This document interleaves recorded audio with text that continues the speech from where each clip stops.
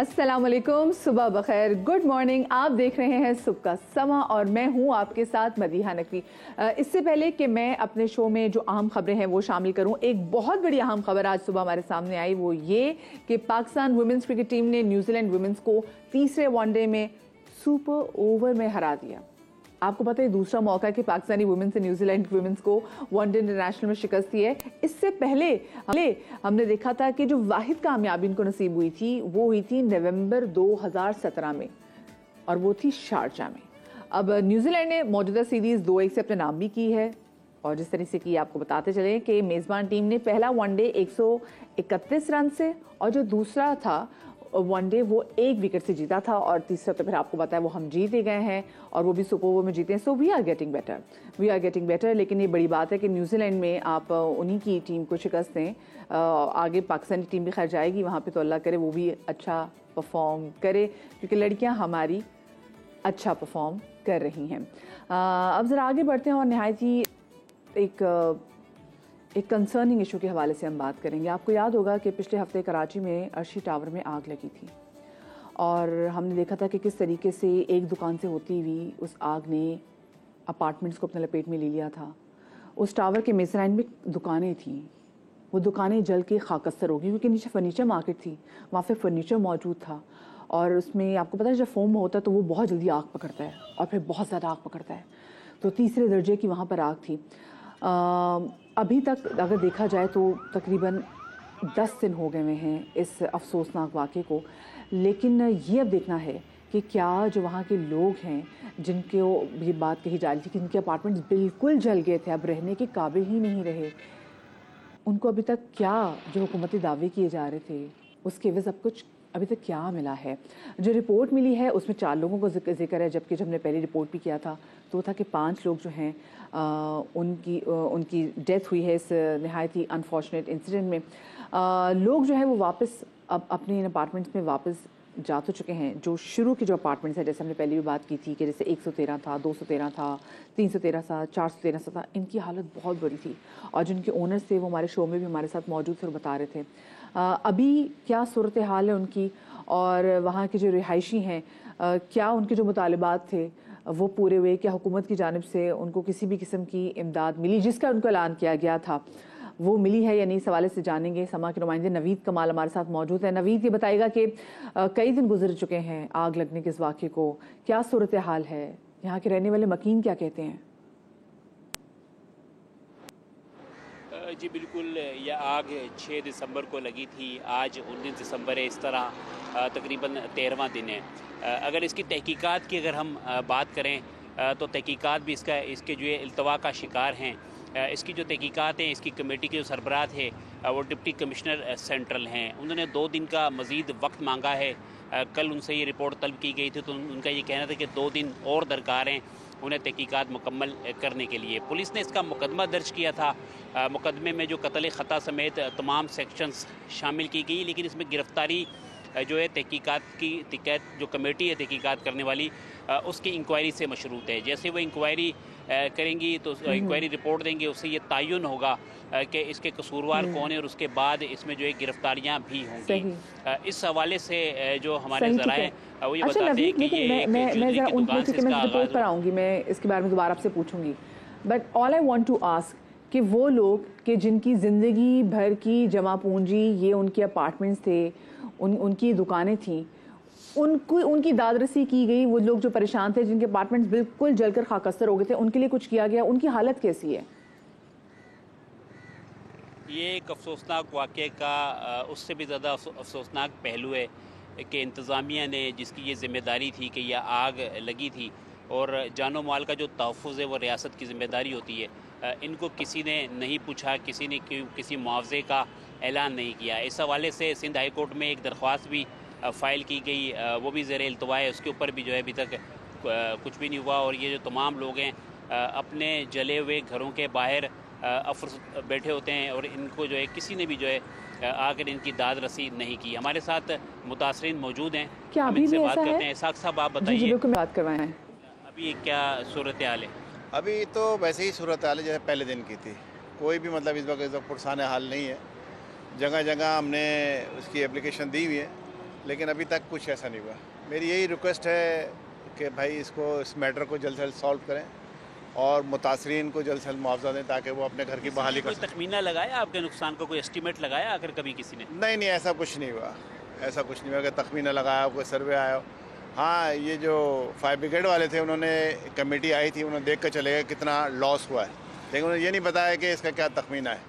तो आपने कभी अप्रोच की जो इलाकाई आपके डिप्टी कमिश्नर हैं या जो दीगर हुकाम हैं, आप जो फ्लैट के रिहायशी हैं, कभी उनके पास गए कि हमारा इतना नुकसान हुआ है और इसका क्या होगा आगे?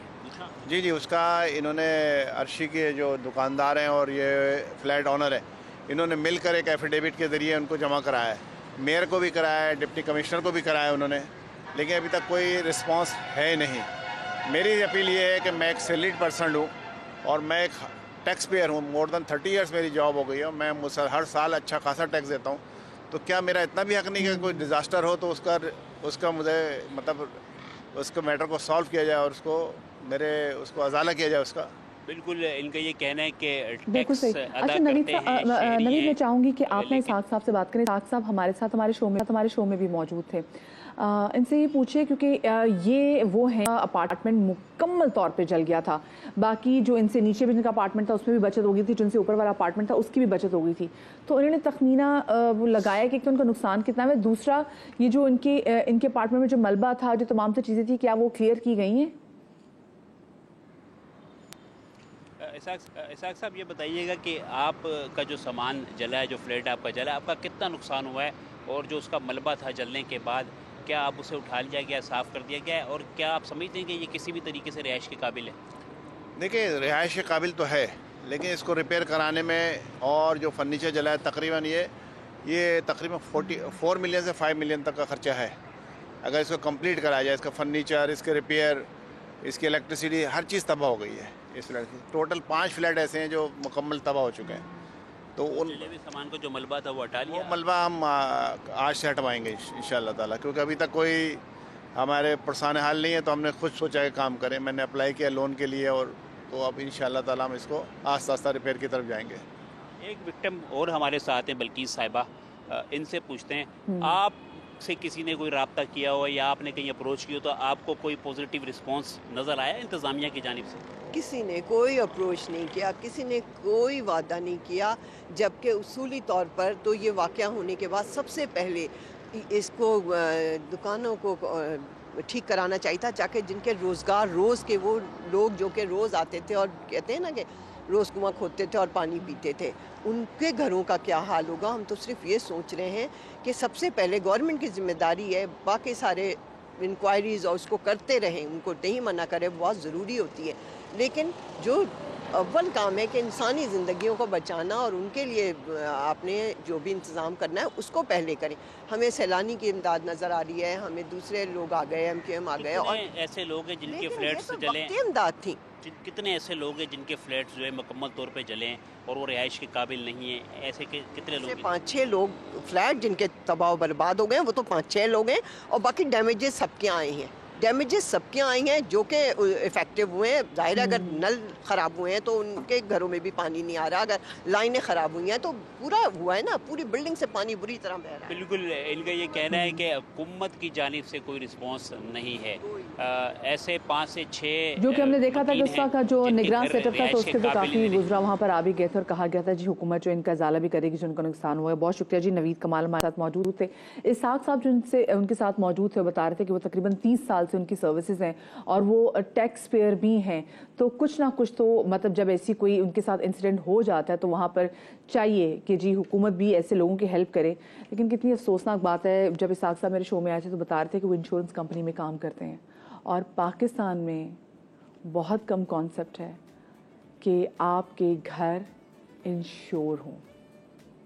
हम अपनी ज़िंदगियों की तो यहाँ पे इंश्योरेंस करा लेते हैं, हम अपनी गाड़ियों की यहाँ पे इंश्योरेंस करा लेते हैं, हम अपने घरों की इंश्योरेंस नहीं कराते।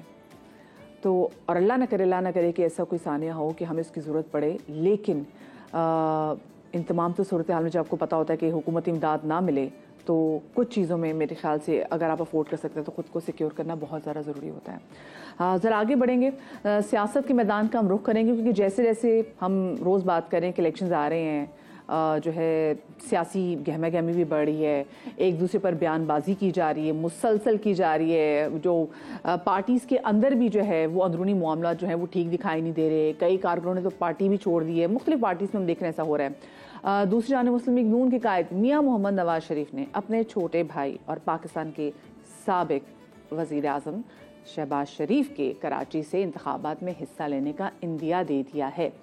इस तमाम तो सूरत हाल पर बात करेंगे। हमारे साथ मौजूद हैं समा के नुमाइंदे आसिम नसीर, उनको शामिल गुफ्तगू करेंगे।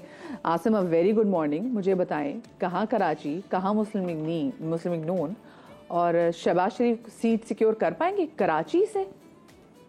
बहुत शुक्रिया मदिया, आपको भी गुड मॉर्निंग, और आपके जो है शो के लिए भी वार्म विशेज़ हैं कि पूरा वीक आप इसी तरह बड़ी अच्छा शो करते रहें और तमाम इश्यूज़ को, जैसे आपने स्टार्ट में एक बड़ा ज़बरदस्त इशू लिया और लोगों की जो कहते हैं ना क्योंकि पल्स तक आप पहुंची और आप सियासत का आपने रुख कर लिया है, तो ये बड़ा ज़बरदस्त आपका, मैं देख रहा हूँ कि शो आपका बड़ा ज़बरदस्त जा रहा है।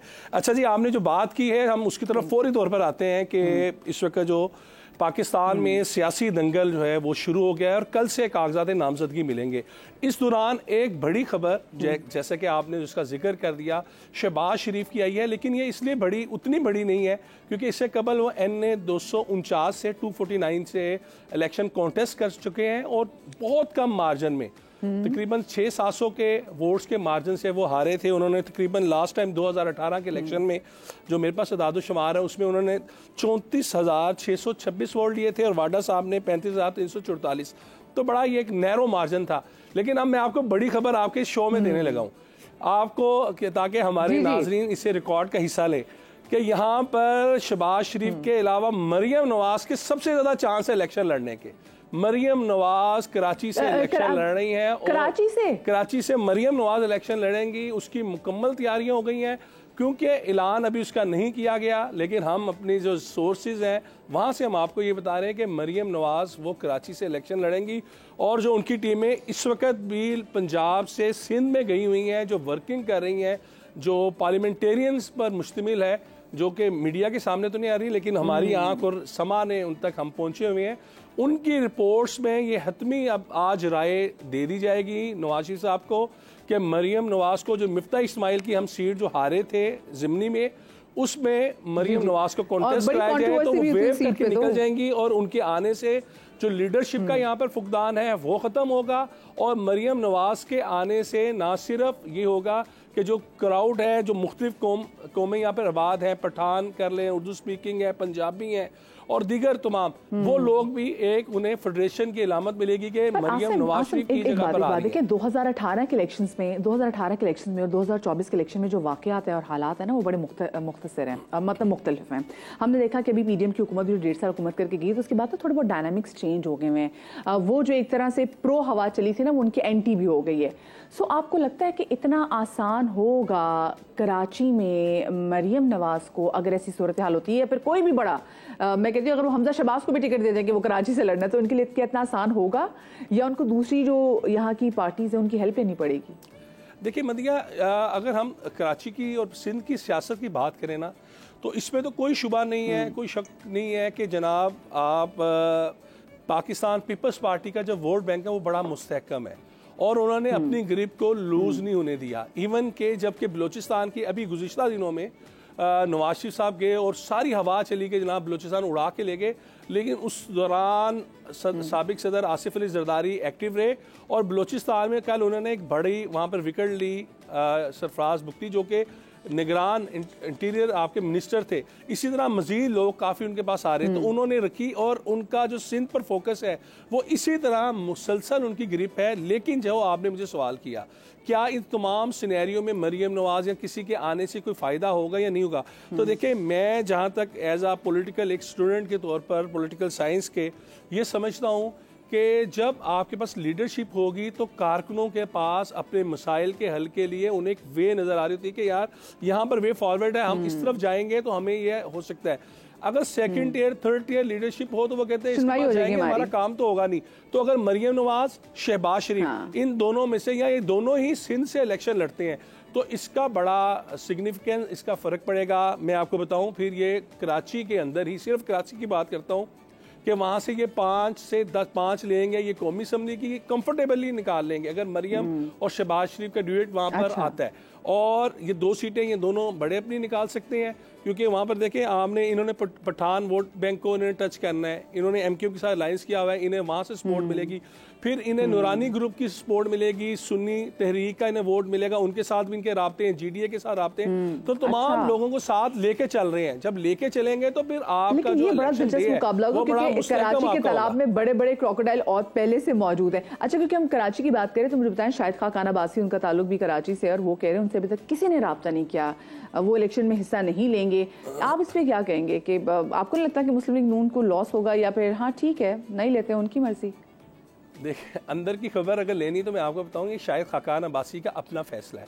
पार्टी की तरफ से, नवाज शरीफ की तरफ से बिल्कुल भी नहीं कहा गया। उनकी मरी की सीट जो है वो उन्हें मिल सकती है, लेकिन उन्होंने नवाज शरीफ की तरफ से और उनकी जमात की तरफ से ये कहा गया था कि पार्टी डिसिप्लिन को कोई भी वायलेट ना करे और डिसिप्लिन में रहते हुए आप अपनी टिकट के ख्वाहिश का इजहार करें।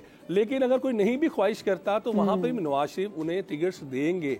तो ये शाहिद खाकान अब्बासी की ऐसी शख्सियत है कि इन्हें टिकट मिल सकती हैं। इनकी बहन सादिया अब्बासी जो कि मेंबर नेशनल असेंबली है और सेनेट तक वो पहुंची, मतलब वो एमएनए भी रही और सेनेट में पहुंची।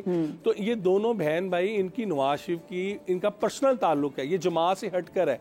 तो शायद खाकान अब्बासी के रास्ते मरी वारा में आगे सारे पे वहाँ पे जो बिरादरी सिस्टम है वो बड़ा वर्क करता है, और अब्बासी जो वहाँ पे कम्युनिटी है वो बड़ी स्ट्रॉन्ग है। तो वहाँ पे सिर्फ एक अब्बासी नहीं, और भी बड़े अब्बासी है वैसे।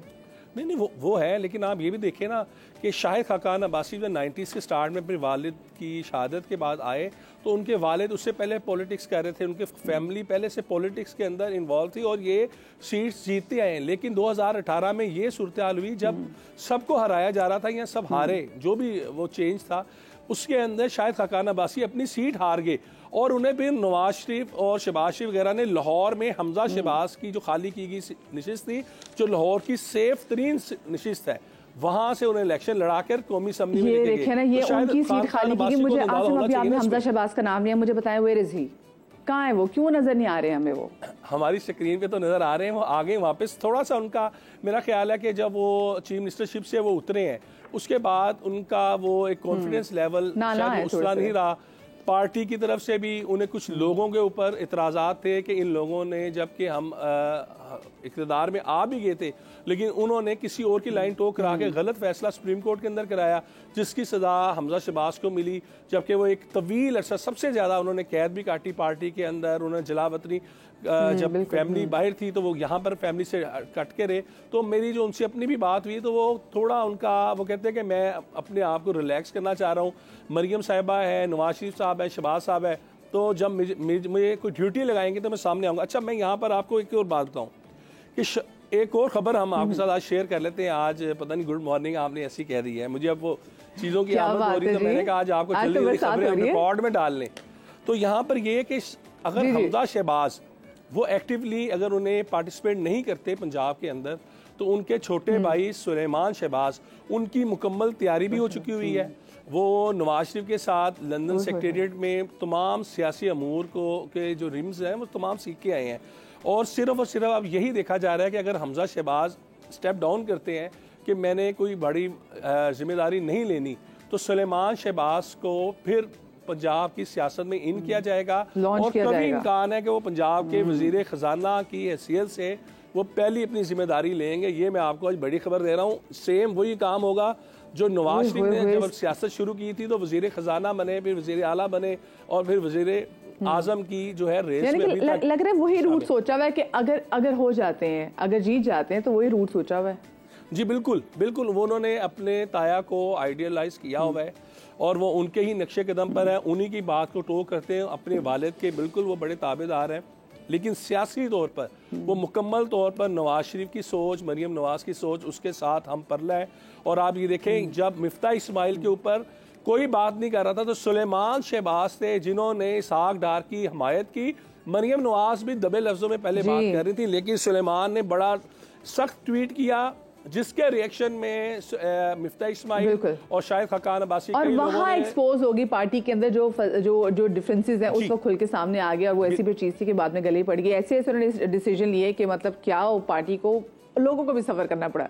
बहुत शुक्रिया जी। हमारे नुमाइंदा खुसूस नसीर हमारे साथ मौजूद थे। और पंजाब की पॉलिटिक्स बड़ी मज़ेदार है, और स्पेसिफिकली हम बात करते हैं मुस्लिम लीग नून की, क्योंकि हमें आसिम नसीर ने खबर दी है कि हम तो ये बात कर रहे हैं कि शहबाज शरीफ कराची से इलेक्शन लड़ेंगे, लेकिन मरियम नवाज़ के चांसेस बहुत ज़्यादा हैं कि वो कराची से इलेक्शन लड़ेंगी। लेट्स सी क्या होता है। ये तो सियासत और सियासत में कोई भी चीज़ हरफ आखिर नहीं होती, चीज़ें बदलती रहती हैं। मुझे एक छोटी सी ब्रेक लेनी है, ब्रेक से वापस आकर मज़ीद बहुत सारी चीज़ें आपके साथ शेयर करने का हिम्मत चाहिएगा।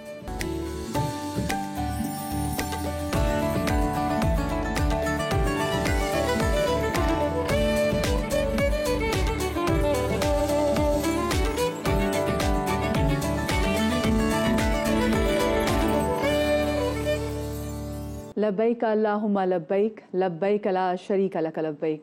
हज पर जाने के ख्वाहिशमंदों के लिए निगरान हुकूमत की जानिब से हम देख रहे हैं कि अच्छी खबरें मुसलसल आ रही हैं। पहले वजारत मज़हबी अमूर ने पैसों में कमी की, और फिर हज दरख्वास्तें वसूल करने की तारीख में भी फिर उन्होंने 10 रोज़ की तोसी की, ताकि जो फॉर्म जमा नहीं करवा सका था वो अब करवा ले। लेकिन एक अहम बात ये भी है कि इस बार दरख्वास्तें काफ़ी कम मौसूल हुई हैं। क्या वजह है, इस पर बात करते हैं। निगरान वफाकी वज़ीर बराए मज़हबी अमूर अनीक अहमद साहब हमारे साथ मौजूद हैं। अनीक साहब सुबह बखैर और खुश आमदेद। अनीक साहब, सबसे पहले तो मैं आपसे जानना चाहूँगी कि हम देख रहे हैं कि इस बार हज दरख्वास्तों में जो 22 दिसंबर तक की तोसी दे दी गई है कि लोग जो फॉर्म जमा नहीं करा सके थे वो अपना फॉर्म जमा करा दें, क्या ये हतमी तारीख होगी या तारीख को इससे आगे भी बढ़ाया जा सकता है? मदिया अस्सलाम वालेकुम वरहमतुल्लाह। गालिब इम्कान यह है कि 22 दिसंबर के बाद हम नहीं बढ़ाएंगे, यही हतमी तारीख है। सही, ठीक है। अच्छा अनीक साहब, ये जानना चाहेंगे अब तक कितनी दरखास्तें हैं जो मौसूल हुई हैं वजारत हज को? कोई तकरीबन 59,000 से ज़्यादा और तकरीबन 60,000। सही, ठीक है। अनीक साहब, आपने जब लास्ट टाइम हमारे शो में ये जो ये हैं रेगुलर कि क्या कुछ रेगुलर दरख्वास्तें। अच्छा अच्छा, मैं एक बात ये वाजे कर दूं कि ये जो दरख्वास्तें आई हैं हमारे पास, ये रेगुलर की हैं जो 59 और 60,000 के दरमियान हैं। बाकी जो स्पॉन्सर अब जो हम बाहर से एप्लीकेशंस मंगवाते हैं, जो डॉलर्स में पेमेंट होती है, उनकी रफ्तार बहुत कम है। 25,000 की लिमिट है हमारे पास, लेकिन हमारे पास अभी 3,000 तक एप्लीकेशंस नहीं पहुंची हैं। ये फिगर वहाँ तक नहीं आया है। सहूलतों की जहाँ तक बात है, जो आपने बात फरमाई, हमने अल्हम्दुलिल्लाह बहुत सारी सहूलतें हमने इरादा किया था और अल्लाह ताला ने हमारी मदद की। बहुत सारे काम हैं, मैं आपकी खिदमत में अर्ज करूं वो काम के जो हम आमतौर पे मीडिया पर अब तक उस तरह उजागर नहीं कर सके जिस तरह हमें करने चाहिए। हमने जो बात की कि वो एयर टिकट में कमी, हमने बात की कि जो टोटल पैकेज है उसमें 1 लाख की कमी वगैरह वगैरह। हम तमाम जो ख़वातीन हुज्जाज हैं उनको एक अबाया दे रहे हैं। इसके साथ साथ हमने ये भी अर्ज़ की है मीडिया पर आकर कई मरतबा कि 30 kg का एक सूटकेस होगा हर हाजी के पास जो हम देंगे। अच्छा, ये तमाम सहूलतें मुफ्त हैं, एक बात ये वाज़े रहे। उस सूटकेस पर QR कोड होगा, यानी तमाम डिटेल्स हाजी की वो मौजूद होंगी उस सूटकेस पर। तो ना हाजी गुम हो सकता है, ना उसका सामान गुम हो सकता है। इसके साथ साथ हमने जो एक बड़ा काम, यानी मुझे अपनी ज़बान से नहीं कहना चाहिए कि बड़ा काम, लेकिन अल्हम्दुलिल्लाह हमारी मिनिस्ट्री ने और IT मिनिस्ट्री ने, उमर साहब की बड़ी कंट्रीब्यूशन है इसमें। हमने एक मोबाइल ऐप पहली मर्तबा इंट्रोड्यूस कराई है। इंशाअल्लाह ताला कल हम उसे लॉन्च कर देंगे।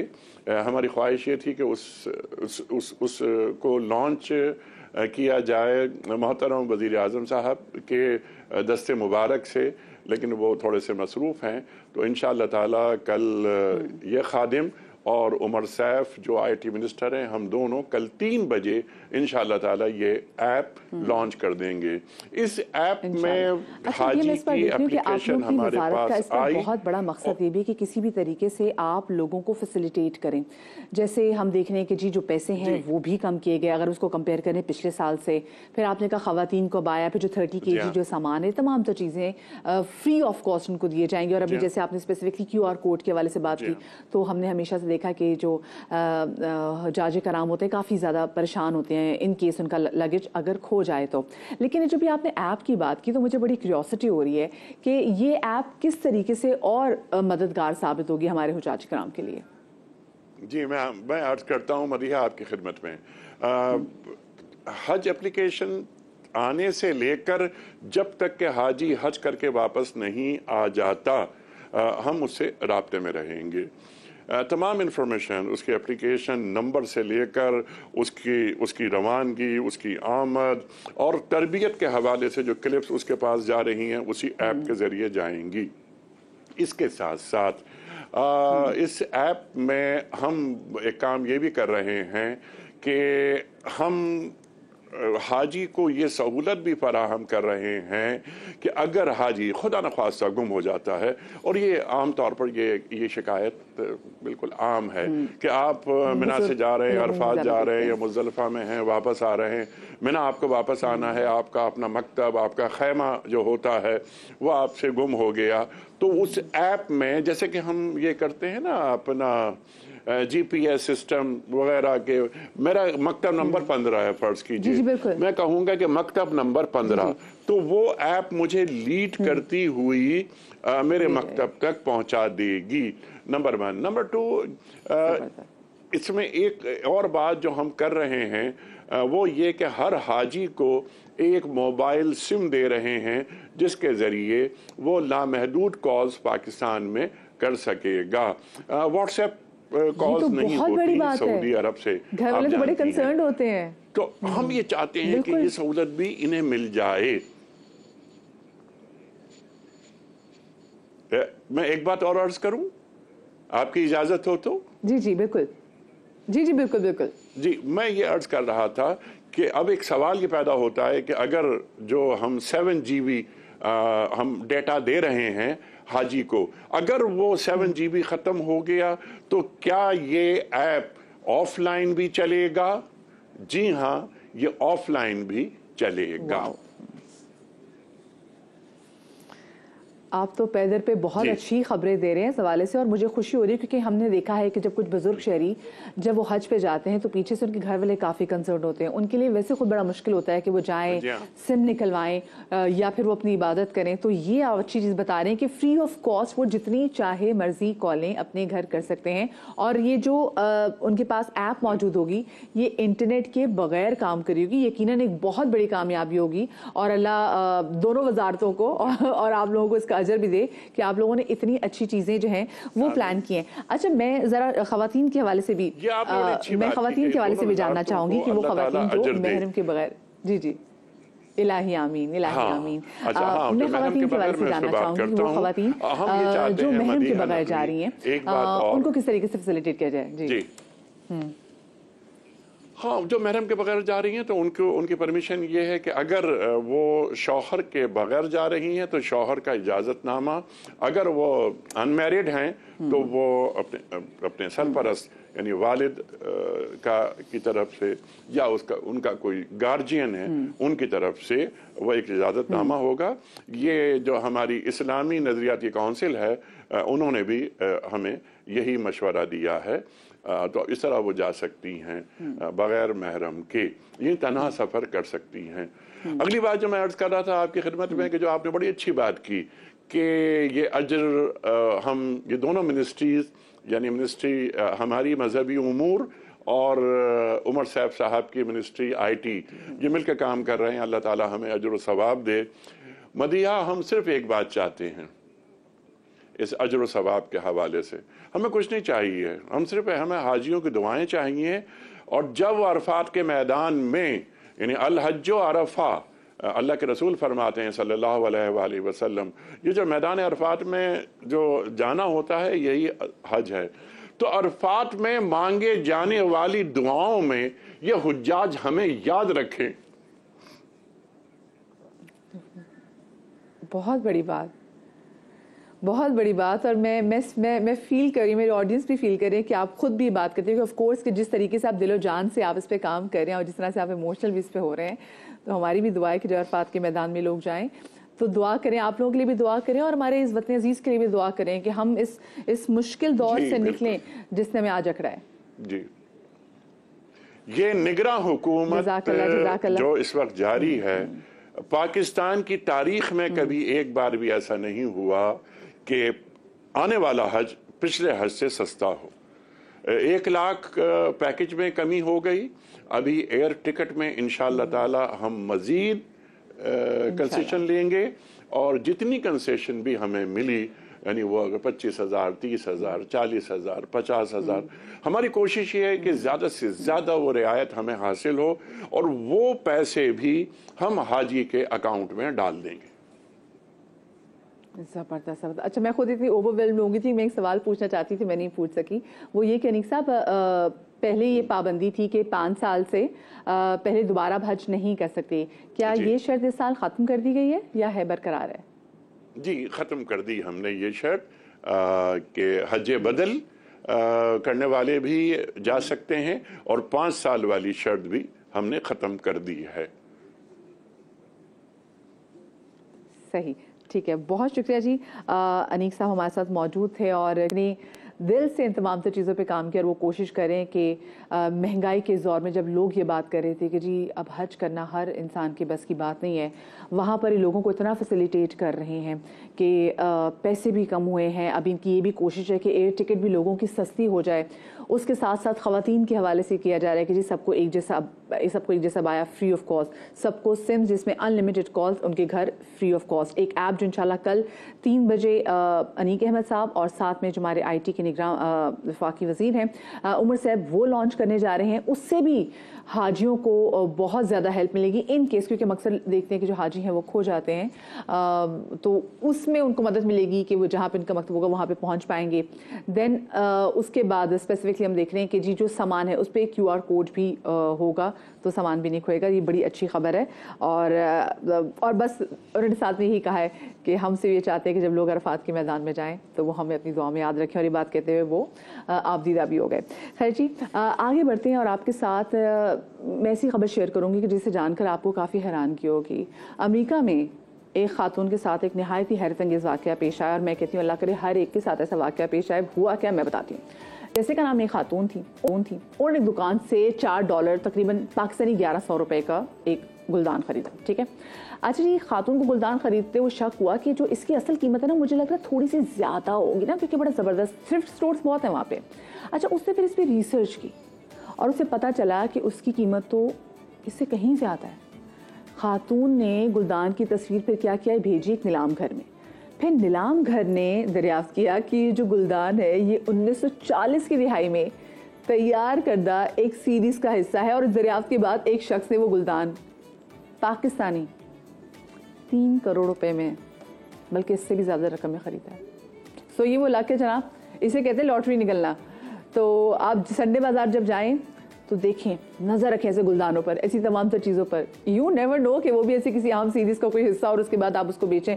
खैर आई डोंट नो पाकिस्तान में अब हमारे पास कोई ऐसी नीलाम घर है ऑफ कोर्स, बट मे भी कोई ना कुछ तो कोई होगा। कोई बात नहीं, अमेज़ॉन पे डाल दें, बहुत सारी सी चीज़ें अब तो आपके पास सोशल मीडिया की पावर, उस पर डाल दें, हो सकता है कोई अच्छा कदरदान उसका मिल जाए।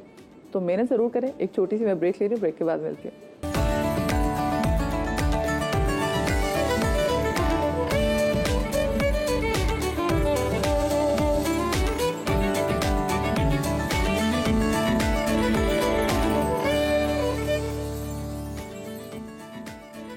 Welcome back after the break. Pakistan में अगर मैं लोगों के एंटरटेनमेंट के हवाले से बात करूं तो फिल्म्स हैं, खाने पीने की चीज़ें हैं। कराची में रहते हैं तो आपके पास समंदर भी है। देयर वाज अ टाइम बचपन में जब बड़ी बड़ी एग्जीबिशंस होती थी, बड़े बड़े सर्कस सजते थे और एक बड़ा मशहूर सर्कस था लकी रानी सर्कस, वो भी लगा करता था। अब आप मैं सोचती हूँ कि सर्कस तो कम हो गए, तो वो तमाम तो लोग जो कि उस सर्कस में काम करते थे वो कहाँ गए होंगे। वो बाजीगर आज भी हैं और वो आज भी कोशिश कर रहे हैं कि किसी तरीके से अपनी उस तमाम तर ऑडियंस को किसी तरीके से सर्कस में वापस लेकर आएं और बड़ी मेहनत कर रहे हैं। इस वक्त आपको मैं बताऊं, अगर आपके बच्चों ने कभी सर्कस नहीं देखा तो आपने बच्चों को लेके जा सकते हैं। पोर्टलैंड में एक सर्कस चल रहा है, ये सर्कस चलेगा तकरीबन 7 जनवरी तक। इस सर्कस में जो जान की बाजी लगाकर मुख्तलिफ करतब करते हैं लोगों को एंटरटेन करने के लिए, वो आज हमारे साथ हमारे स्टूडियोज़ में मौजूद हैं। अपने बचपन से अपने वालिद के साथ सर्कस करने वाले सरफराज हमारे साथ अहमद साहब मौजूद हैं, सरफराज अली साहब हमारे साथ मौजूद हैं, और उनकी 2 साहबजादियाँ जो अब उनके साथ सर्कस में परफॉर्म करती हैं।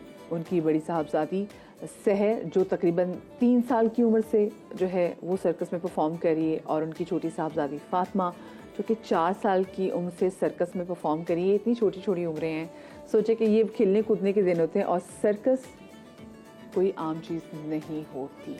सरफराज साहब, आपको और आपकी दोनों बेटियों को मैं शो में खुश आमदीद कहती हूँ। पहले से मुझे आप ये बताएं कि जैसे आपके बारे में भी, जैसे आपकी बच्चियाँ बचपन से सर्कस में पार्टिसिपेट करें, आप भी बचपन से, तो कितना पुराना रिश्ता आपका सर्कस से? देखें जी, मेरे तो बाप दादा का काम ही है। जब पार्टीशन से पहले ही दादा मेरे सर्कस में थे, फिर वालिद साहब, फिर अब मैं, अब मेरी औलाद यानी कि 4वीं 5वीं जनरेशन इसके साथ ज्वाइन हो चुकी है। लेकिन जो आपने सर्कस में बूम देखा होगा वो आपकी बेटियों ने वैसे सर्कस में बूम नहीं देखा होगा। नहीं। कितना फ़र्क है वैसे? आप काफ़ी ज़्यादा फील करते हैं? देखिए, फील सबसे बड़ी बात ये कि वक्त के हिसाब से हर चीज़ चेंज हो गई है। लोगों के पास टाइम नहीं है। मोबाइल में लोग इतने मसरूफ़ हो गए हैं कि अपनों के रिश्ते यानी कि भूल गए हैं कि बस वालिदा वालिद बैठे हुए मोबाइल में लगे हुए। मैंने देखा है सर्कस के ऊपर से लड़का झूलों का आइटम कर रहा, वो गिरा है, लोग मोबाइल में लगे हुए हैं। किसी ने वीडियो बना लिया, ठीक है, वरना ऑन द स्पॉट उसकी डेथ हो गई। अल्लाह अकबर, अल्लाह अकबर। ऐसे भी हुआ है। तो आप ये कहना चाह रहे हैं कि जो लोग आते हैं, जो पहले टाइम पे जो लोग आते थे वो मुख्तलिफ थे, और जो अब लोग आते हैं सर्कस देखने के लिए वो मुख्तलिफ लोग हैं, और यहाँ बड़ा फील भी करते हैं। अच्छा, आप सर्कस में मुझे बताएं कि आप सर्कस में मेनली क्या किरदार अदा करते हैं? देखिए जी, अब कुछ उम्र का तकाजा भी है, यानी कि मैं 50+ हो चुका हूँ, तो मैंने सर्कस के हर खतरनाक आइटम किए हैं, झूलों के आइटम किए हैं। अभी मैं नाइफ थ्रो कर रहा हूँ, डायरेक्ट। अच्छा। और मैजिक भी मैं करता था। हाँ। यानी कि इस टाइम मैं म्यूजिक भी प्ले करता हूँ। जो मेरे से हो सकता है मैं सर्कस के लिए करता हूँ। सामान अगर इसको फिट करना है, इसको लोड करना है, ये सारी एफर्ट मेरे में है। अभी भी माशाल्लाह मैं अपने काम से पीछे नहीं हटता। सही। तो बच्चे मेरे ये सर्कस की दुनिया में, इन्होंने ये सैर है, इसने साइकिलों का आइटम बड़ा अच्छा किया। अब मैं अपने नाज़रीन को साथ साथ वो दिखाती भी जाऊंगी। अच्छा, सहर साइकिल से जाती हैं? हाँ। और जो फातिमा करती हैं भाई, फातिमा तार के ऊपर, ये दोनों बहनें तार का आइटम करती हैं, तार पे साइकिल चलाती हैं। ये इतना मुश्किल होता है। मुझे बताओ कि कितना टाइम लगा इसमें माहिर होने में, और कभी डर नहीं आया कि खुदा ना खासा, और आपको भी आई एम श्योर डर होता होगा कि लड़की ज़ात है, गिर गई, कोई चोट लगी, बड़ा नुकसान हो सकता है? होता है, कई समटाइम ऐसा होता है, गिर भी जा, बहुत बुरी चोट भी लग जाती है, लेकिन सही हो गए फिर अपने काम में। फिर कभी कोई ऐसी चोट आई कि आप कुछ ज़्यादा देर से लंबे पड़ गए हो? बिल्कुल। ये मेरी सिस्टर ऊपर से झूलों वाला जो रिंग वाला एक्ट है उससे गिर गई थी, और तकरीबन 3 महीने ये उठ नहीं पाई थी। इसको इतनी ज़्यादा इंजरी हुई थी। वो टाइम हमारे लिए बहुत मुश्किल टाइम था, 1 मिनट के लिए, कि पता नहीं क्या हो जाएगा, पता नहीं बचना है या नहीं। और कितनी ऊंचाई से गिरी थी फातिमा? 50 फुट की बुलंदी से। 50 फुट की बुलंदी से गिरी थी? एरियल होप था तो एरियल। और क्या उम्र थी उस वक्त? उस वक्त मैं मतलब 3 साल पहले की बात है। 3 साल पहले की बात है। और फिर लेकिन खुद हिम्मत करके दोबारा, और इसके अलावा मैंने सुना है क्योंकि छुरी भी लग चुकी थी, कुछ ऐसा भी हुआ था? जी। बस उसके बाद से फिर मैंने नहीं परफॉर्म किया। अब अच्छा, पहले मुझे ये बताएं, मुझे लगता था ये जो हम वो फेंकते शायद वो नकली होता होगा, तो वो असली है? होता है, असली है बिल्कुल। और आपको किधर चोट लगी थी? मेरे अंगूठे पे लगी थी, पाँव के। अच्छा। तो मतलब छुरी लगी थी और लग के गिर गई। अच्छा। तो मतलब लग के वो गिर गई तो नीचे पड़ी हुई थी, मेरा पाँव सुन्न हो गया था। हाँ। बाबा मुझे देख रहे थे तो कह रहे फातिमा क्या हुआ है? मैंने कहा कुछ भी नहीं हुआ। मैंने कहा आप कंटिन्यू करें। बाबा ने जब देखा ना कि पाँव के पास छुरी पड़ी हुई है तो ब्लीडिंग होने लग गई। बाबा ने ऐसे जब शूज उतारा, बस जब देखा तो फिर मेरे होने लगी। मैंने कहा मुझे लगी, वरना मेरा पाँव सुन्न हो गया था। फिर उसके बाद से मेरी हिम्मत नहीं, उससे हैवी कर लिया बस, वो नहीं किया। अब बाबा भरोसा नहीं है। मुझे वैसे एक बात बताएं, आप लोग अपनी जान खतरे में डाल डाल के, मैं मौत की बच्चे, मैंने मौत का कुआं भी बच्चों में देखा हुआ है, मैं जो क्योंकि लाहौर में आपको बताया ना सर्कस होते थे, तो उस वक्त समझ में नहीं आता था कि ये तो बहुत ही कोई खौफनाक किस्म की है कि जी आपकी वो सुजुकी एफेक्ट्स होती, सुजुकी वो अंदर वो यूँ भागती थी, उसमें डर होता था कि खुदा ना खासा कोई एक्सीडेंट हो गया तो पता नहीं बचने के चांसेस होंगे नहीं होंगे। आप लोग को भी इतना ही मुश्किल है। आप लोग की अपनी कोई इंश्योरेंस होती है, खुदा ना खासा परफॉर्म करते हुए आपको कुछ हो जाए, आपने कहा कि उसको छुरी लगी है, उसको गलत जगह पे छुरी लग जाती, कुछ हो जाए, वो 50 फुट की बुलंदी से गिरी है, रीढ़ की हड्डी, अल्लाह का शुक्र है बच्ची ठीक है, तो कोई ऐसा बैकअप होता है, कोई खुदा ना खासा ऐसी कोई वाक़या हो जाए तो इंश्योरेंस आप लोगों की? कोई ऐसा बैकअप नहीं है। जो कंपनी के मालिक हैं ये चाहे एक मालिक देखेंगे, मैं माजरत साथ सर्कस के मालिकों से मैं कहूँगा पहले तो माजरत कि हमारी वाकई कोई, हाँ इनका तो रोजगार है, लेकिन हाँ ये मेरा ही सवाल है। हाँ कोई हमारी इंश्योरेंस नहीं है। होनी चाहिए, वैसे होनी चाहिए, बिल्कुल होनी चाहिए, और इस चीज़ को मेक श्योर करना चाहिए जो इतने करतब कर रहे होते हैं। सहर आपके साथ ऐसा कोई वाक़या हुआ? कई दफ़ा ऐसा हुआ है कि मैं बहुत लंबी साइकिल चलाती हूँ, हाई व्हील जिसे कहते हैं, कई दफ़ा मैं उससे भी गिर चुकी हूँ, लेकिन फिर भी मैं अपने स्टंट को पूरा करती हूँ, क्योंकि एक हाइट होती है उस साइकिल की भी। हाई व्हील मतलब एक बिल्कुल ही डिफरेंट साइकिल, उसमें एक रॉड डाल के उसे चैन, तो वो अगर उधर से गिरे तो फिर हड्डी जो है ना फ्रैक्चर हो जाती है। अच्छा लेकिन लोगों को ना ये आइडिया इसलिए मैं चाहती हूँ कि आप लोग इसकी डिफिकल्टीज के वाले से बात करें, कि जो लोग सिर्फ जाते हैं, और आपने जैसे बात की, कितना बुरा लगता है कि जिनके लिए आप लिटरली तार पे साइकिल चला रहे हो और वो आपको देख ना रहे हो। हाँ, पर जब आप अल्लाह न करे गिर जाता वो मोबाइल में वीडियो जरूर बना के डालेंगे, देख लीजिए क्या हो गया है। तो कोई ऐसा टाइम जहाँ पे आपको बड़ा खौफ आया हो कि भाई ये बड़ा मुश्किल है? जी, खौफ आता है तब जब कि बारिश हो जाए, पाँव फिसलने का बहुत ज़्यादा खतरा होता है। खौफ आता है तब जब मैं माशाल्लाह से, अल्लाह का शुक्र है, मल्टीप्लाई एक्ट है, एनिमल से लेके हर एक एक्ट किया है, इवन के लॉयंस के साथ भी मैं एक्ट करती रही हूँ। और ये अच्छा, लॉयंस के साथ भी एक्ट करती है तो बड़ा बहुत ही खौफनाक होगा, उसके लिए तो बड़ी ट्रेनिंग की ज़रूरत होती है। बिल्कुल, बहुत ट्रेनिंग की ज़रूरत होती है। मेरे बाबा ने मुझे जो है सिखाया है, उसके अलावा एक और मेरे टीचर है जो वो सिर्फ शेरों का ही करवाते हैं, तो उन्होंने मुझे जो है करवाया, ट्रेन करवाया, और उसके अलावा फिर हर एक चीज़ मेरे पास गन होती है, एक खंजर इन केस अगर वो हो जाए तो शूट का ऑर्डर है। जो पहली परफॉर्मेंस में आपको तो शेर चाहे लागिर शेर हो, शेर की दहशत होती है, बहुत होती है। सबसे ज़्यादा मैं बता रही हूँ कि मौसम वगैरह ख़राब होता है तो बिजली जब चमकनी तो हम लोग अंदर होना है, तो जब शेर बोलते तो एकदम जान हाथ में आ जानी कि अल्लाह ना करे हम जानवर हैं। हाँ, बिल्कुल जानवर एक जंगल का है, और अगर उसका सिट्टी पिट्टी गुम हुई उससे तो मुझे कहीं मुझे आप बताएं, आप किस दिल से आपकी बच्चियां इतने मुश्किल टास्क करती हैं, इतने बड़े खूनी दरिंदे के साथ भी, तो आप किस दिल से भेजते हैं? बस दिल भर आता है।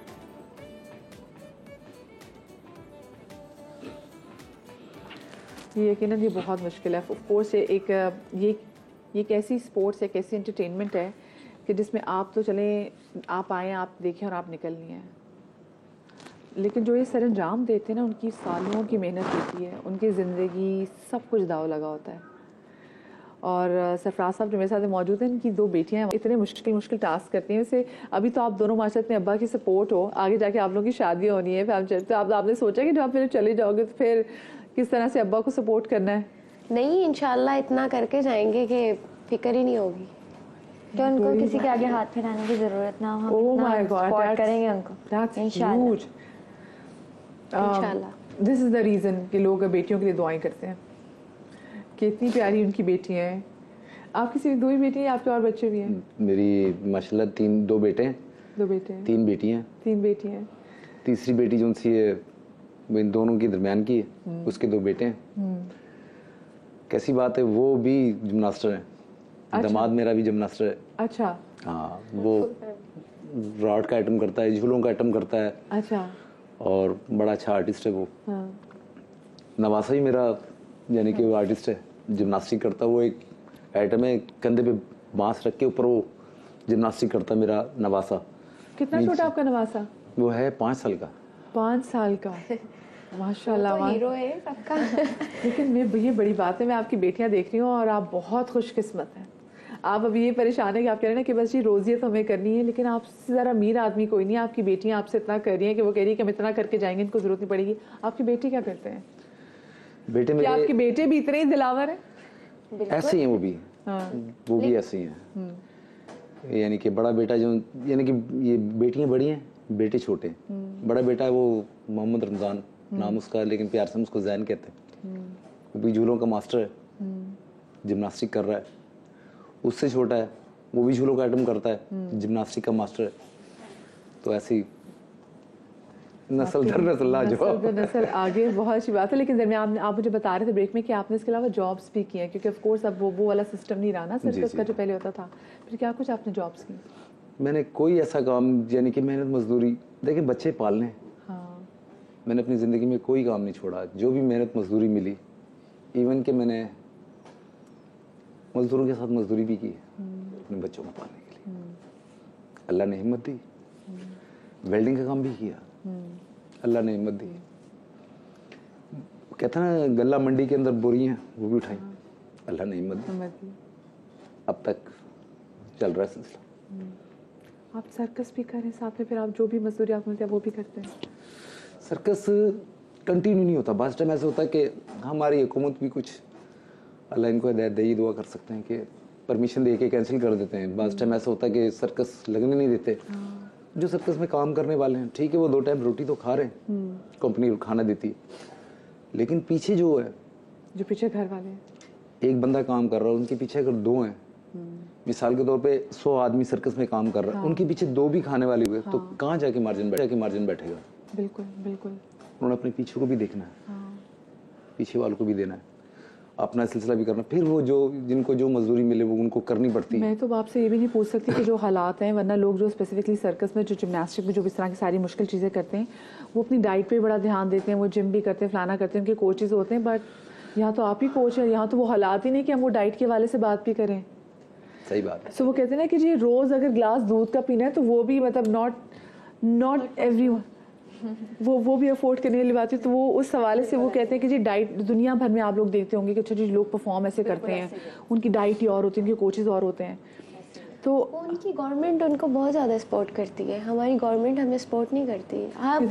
इदारे भी सपोर्ट करते हैं यहाँ पे, तो इदारे भी अडॉप्ट कर सकते हैं। हाँ नहीं है वहाँ पर, तो पूरी उन्होंने वो बनाई भी होती है, क्या उसे कहते हैं, एकेडमी होती है, वहाँ पर होती है उनकी डाइट का, उनकी हर चीज़ का ख्याल किया जाता है। यहाँ पर होती है जैसे क्या डाइट है मुझे बताओ? आप लोग तो इतने मुश्किल काम करते हैं। हम बस रोटी खाते हैं, वो जो वैसे दूध पीना है, ये करना है, वो करना है, मर्जी है, अगर हम पीना चाहते तो। लेकिन इसकी कोई मतलब इतना नहीं है कि हम कोई खासी डाइट करते नहीं, ऐसा कुछ भी नहीं। सैर फातिमा कहते हैं अगर वजन बढ़ जाए तो थोड़ी बहुत प्रॉब्लम होती है परफॉर्म करने में, ऐसा मेरा तो बढ़ता ही नहीं ये तो लकी है, ये तो बड़ी लकी है उनके। अच्छा जी, मैं जितने मुझे देखने वाले लोग हैं, मैं चाहती हूँ आप लोग सरफराज साहब और उनकी बेटियों के लिए ज़रूर जाएं। कराची में पोर्ट ब्लेयर में 7 जनवरी तक ये सर्कस हो रहा है, जाएं, अपनी बच्चियों को भी ख़ास तौर पे लेके जाएं, अपने बच्चों को भी लेके जाएं और इनको अप्रिशिएट करें। और सबसे ज़्यादा इंपॉर्टेंट ये होता है कि जब कोई बहुत अच्छी परफॉर्मेंस तो उसको अपलॉड करें, ये बड़ा मैटर करता है और बड़ी जो है ना हिम्मत बनाता है। बहुत शुक्रिया जी कि आपका, कि सरफराज साहब आपका। और मैं इंशाल्लाह for the sake of you guys, आप लोगों के लिए मैं भी इंशाल्लाह ज़रूर अपने बच्चे को लेकर आऊँगी सर्कस के लिए। 7:15 बजे ये रोज़ सर्कस होता है पोर्ट ब्लेयर में। आजकल मौसम भी बड़ा अच्छा है, जैकेट पहने अच्छा है, खाएँ पिए भी, बन कबाब भी वहाँ से बड़े अच्छे मिलते हैं और आपको पता है सर्कस भी वहाँ पे जो है वो चल रहा है। थैंक यू सो मच, मज़ा आ रहा है वहाँ पे ना। बस चले जी, अब आप लोगों ने जाना है, ज़रूर जाना है। मैं ज़रा अपने शो में आगे बढ़ती हूँ और कुछ ज़रा आपकी सेहत के हवाले से बात करती हूँ। उन्होंने आपकी सेहत के हवाले से बात नहीं करूंगी, मैं आज जिसकी सेहत के हवाले से बात करूंगी वो है ये चीज़, फ़ोन की सेहत के हवाले से बात करूंगी। आप कहेंगे मदिया क्या फ़ोन की सेहत क्या होती है? चार्ज कर लिया, 100% चार्जिंग होगी, बस बात ख़त्म, बात मुक गई, यही तो फ़ोन की सेहत है। और क्या होता है? चलो फ़ोन में से जो एक्स्ट्रा डेटा है वो आपने रिमूव कर लिया, ठीक है जी, फ़ोन साफ़ हो गया, ये फ़ोन की सेहत नहीं होती। अभी आपने देखा कल क्या हुआ है, कल एक वकील की जेब में से फ़ोन इतना गर्म हो गया था कि जेब में फट गया। ये कचहरी में हुआ है वाकया। हमने कितने टेलीविज़न में देखा है, टेलीविज़न में, सोशल मीडिया पे देखा है कि जी लोगों का फ़ोन फट गया है, एयरपॉड्स फट गए हैं, ये हो गया, वो हो गया, बैटरी फट गई है, पर हमने सामने से अपना कभी वाक़या ऐसा होते हुए देखा नहीं। लेकिन ये हमने वाक़या देखा है और बड़ा अजीब वाक़या देखा है। और खुदा न खासा अगर ऐसा फ़ोन फटा और कुछ चिंगारी होती है, कपड़े में कुछ आग लग जाती तो कोई बड़ा नुकसान भी हो सकता था। इसीलिए मैं लोगों से कहती हूँ कि खुदा के लिए जब आप कानों में जो एयरपॉड्स लगा के मत सोया करें और एक टाइम तक एयरपॉड्स लगाया करें। हमारे साथ इस वक्त जी मौजूद हैं डॉक्टर सैयद आसिम अली, जो कि डायरेक्टर हैं professional development centre Jamia Karachi के। उनको शामिल गुफ्तगू करूँगी। अस्सलाम वालेकुम आसिम साहब, बहुत शुक्रिया आपका कि आपने सबके समा को वक्त दिया। आसिम साहब, सबसे पहले तो मुझे बताएं कि ऐसा कैसे हो जाता है कि ये फ़ोन जो हमारे पास है यही हमारे लिए बहुत ही ख़तरनाक साबित हो सकता है अगर ऐसी कोई चीज़ हो जाए कि वो फट जाए। वैसे फटता क्यों है फ़ोन, मुझे ये तो बताएं पहले। फ़ोन्स आप बात कर रही थी अभी कि कल एक वाक़या हुआ कोर्ट में, जो एक हमारे लॉयर हैं उनकी जेब में मोबाइल फ़ोन ब्लास्ट हो गया, उसकी बैटरी ब्लास्ट हो गई। तो ये कोई पहला वाक़या तो नहीं है, इससे पहले भी आपके इल्म में हो शायद, और जो लोग देख रहे हैं इस वक्त उनको भी याद होगा कि एक Note 7 एक फ़ोन सैमसंग ने बड़ा लॉन्च किया था। उसके बाद 2016 में there were many incidents like these across the globe, और उसके बाद उन्होंने वो फ़ोन वापस बुलवा लिया था। उस को जहाज़ पे कैरी करने में भी पाबंदी थी। तो ये कोई नया वाक़या नहीं है जैसे कि आपने बताया, और दुनिया भर में इस तरह के वाक़यात होते रहे हैं। ये क्यों होता है? ऑब्वियसली इसके पीछे यकीनन कोई मैन्युफैक्चरिंग डिफेक्ट्स होते हैं, जैसे कि उस फ़ोन में भी थे मैन्युफैक्चरिंग डिफेक्ट्स थे। उसके अलावा कभी कोई फिजिकल डैमेज हो जाता है, कभी हम ओवर चार्ज, आपने भी कहा कि हम 100% फ़ोन को अपने चार्ज कर लेते हैं। क्या ही ऐसा होता है कि हम 100% चार्ज करने के बाद मुतमईन हो जाते हैं और अपने फ़ोन को चार्जर से अलग कर लेते हैं? हम जब फ़ोन को चार्जर पे लगाते हैं तो बस लगा के उसको छोड़ देते हैं और फिर वो ओवर चार्ज हो जाता है। ओवर चार्ज होने की वजह से अक्सर ऐसा होता है कि वो ओवर हीट हो जाता है और उसमें जो मोबाइल फ़ोन में बैटरी लगी होती है उसके ब्लास्ट होने के चांसेस बहुत ज़्यादा बढ़ जाते हैं। मॉडर्न फ़ोन्स जो आ रहे हैं उसमें तो चलें इस हद तक प्रोटेक्शन है कि वो फ़ोन्स को ओवर चार्ज नहीं करने देता, और एक ऑप्शन आपके पास ये भी अवेलेबल यानी कि जो स्मार्टफोन्स हमारे पास जो नई जिद्दत के आ रहे हैं, जी बिल्कुल, जो नए वाले फ़ोन्स आ रहे हैं उसमें ये ऑप्शन अवेलेबल होता है कि आप अपने फ़ोन को ओवर चार्ज ना होने दें। जब 100% आपका फ़ोन चार्ज हो जाता है तो वो चार्जिंग को कट ऑफ कर देता है। उसके अलावा भी अगर आप और ज़्यादा ओवर प्रोटेक्टेड रखना चाहते हैं अपने फ़ोन को, और ख़ास अपने आप को, अपने फ़ोन तो क्योंकि आपके पास ही होगा और उसको अगर नुकसान होता है तो आपको भी नुकसान हो सकेगा, तो आपके फ़ोन में एक ऑप्शन होता है जिसको ऑप्टिमाइज्ड चार्जिंग कहते हैं। उस ऑप्शन को आप इस्तेमाल कर सकते हैं, उसको ऑन रख सकते हैं, तो आपके फ़ोन को 100% चार्ज नहीं करेगा। जब आपकी बैटरी मुकम्मल चार्ज नहीं होगी तो ओवर चार्ज भी नहीं होगी, और उसके जो ब्लास्ट होने के इम्कानात हैं वो कम हो जाएंगे क्योंकि वो फिर ओवर हीट नहीं होगा। अच्छा, सिर्फ एक यही वजह नहीं होती। अच्छा, मुझे इट्स नॉट ओनली फोन मैं आपकी सारी बात काट रही हूँ, लेकिन मुझे बताइए जो एयरपॉड्स वगैरह हम अक्सर अपने कानों में ये जो टूटियाँ हैं, मेरी अम्मी तो स्पेसिफिकली टूटियाँ इनको कहती थी कि जब हमने हेडफोन्स लगाए हैं जो उसके बाद बैठ गए हैं और फिर हम सो भी गए हैं, रात को कुछ फ़ोन पे देख रहे हैं फिर हम सो भी गए, तो वो कितना खौफनाक है। ऑफकोर्स उसकी भी एक लाइफ है, उसको भी हमने एक टेम्परेचर देना है। वो अगर बहुत ही ज़्यादा गर्म हो गया और वो फिर वो पंजाबी में कहते हैं जब पार्ट के तो फिर की होएगा। ये बात आपकी ठीक है कि हम मतलब फट गया तो क्या होगा।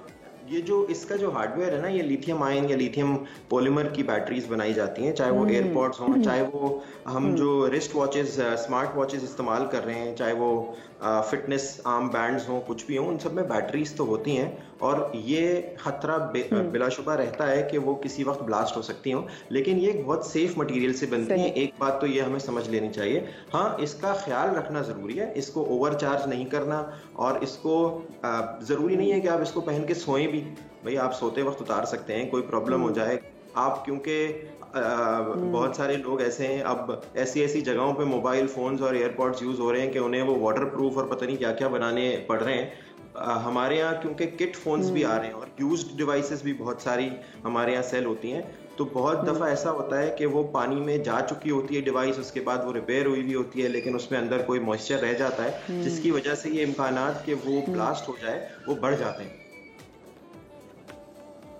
ओके, इसका मतलब है कि फिर क्योंकि मॉइस्चर तो आपको पता है कि लोग तो बाथरूम्स में भी अपने फ़ोन लेके जाते हैं, तो वो भी खतरनाक उनकी बैटरी के लिए साबित हो सकता है।